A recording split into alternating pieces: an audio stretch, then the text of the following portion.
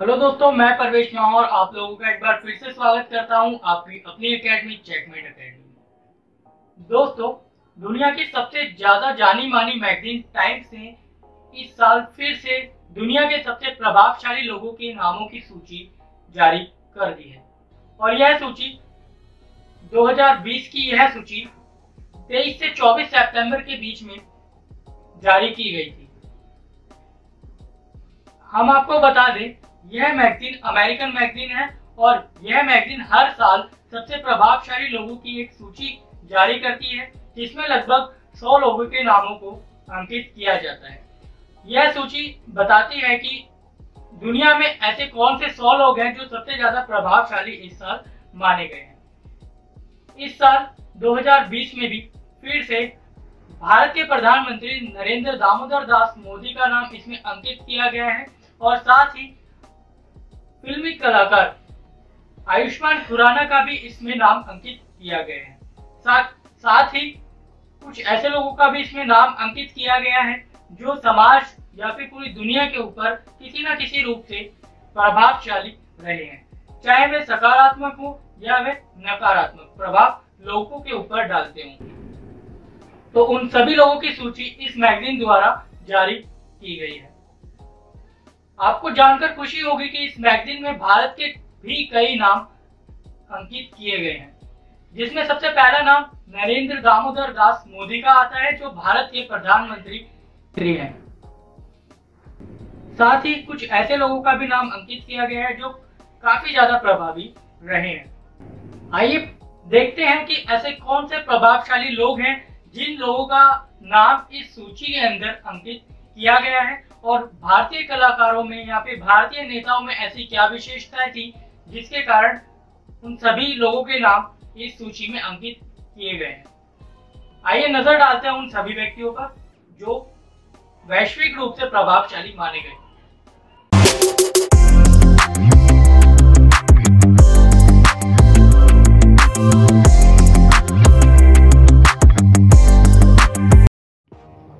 अब की बार जारी की गई इस सूची के अंदर अमेरिकी राष्ट्रपति डोनाल्ड ट्रंप से पहले चीन के राष्ट्रपति शी जिनपिंग को रखा गया है।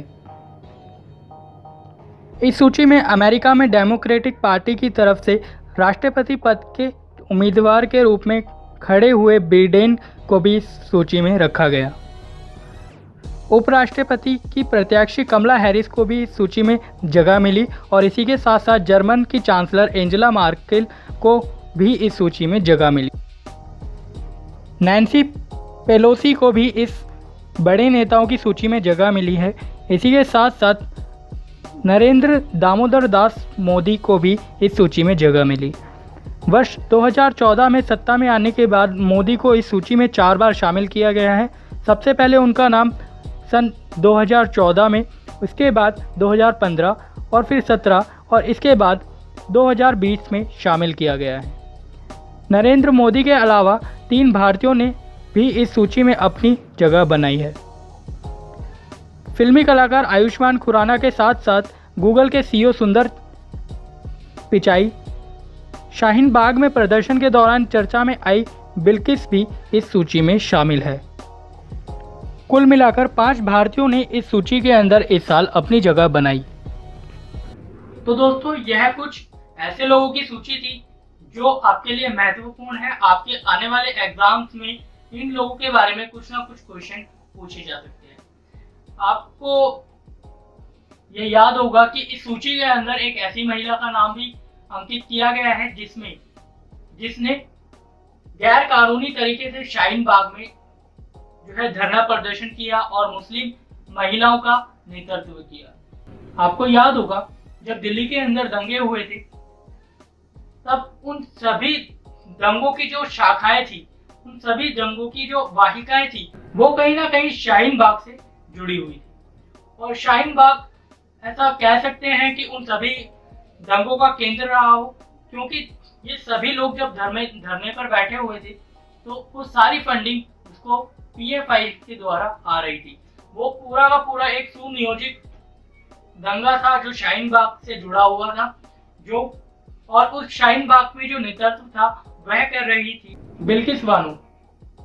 बिल्किस बानो ने मुस्लिम महिलाओं का नेतृत्व किया और उनको गैर कानूनी तरीके से शाहीन बाग के अंदर धरने प्रदर्शन पर बैठाया, लेकिन फिर भी उस महिला का जो नाम है इस सूची के अंदर अंकित किया गया।